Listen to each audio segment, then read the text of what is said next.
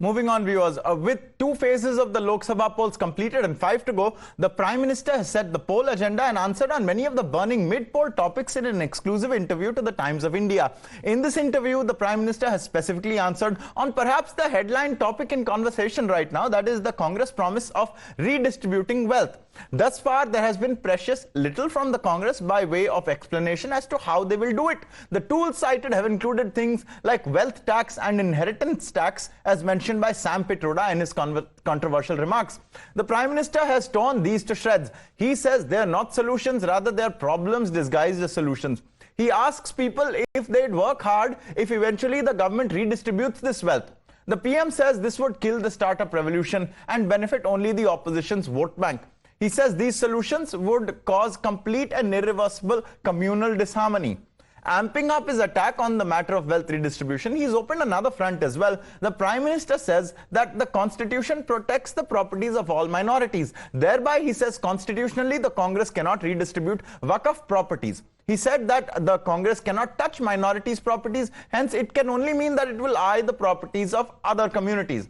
The PM has also picked apart what Rahul Gandhi has proposed on conducting a wealth survey or X-ray. This, as per the Prime Minister, is Maoist ideology and thinking, and he says it is a recipe for disaster. It's also important at this point to take a closer look at what the PM may have been referring to. The Waqf Act entails exemptions from the Limitations Act of 1963.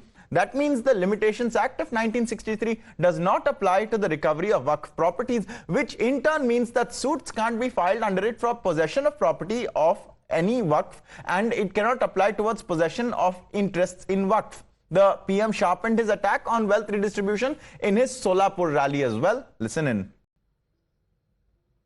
Congress के 60 वर्षों के राज में देश में सबसे ज्यादा SC, ST, OBC परिवार ही उन्हीं के सबसे ज्यादा हाल खराब रहे। आप अपने गांव में देख लीजिए, अगर गांव के बाहर झुपड़ी में रहना पड़ता है, कौन है? हमारे एससी समाज के लोग हैं। मुसीबत में जीना पड़ता है, कौन है?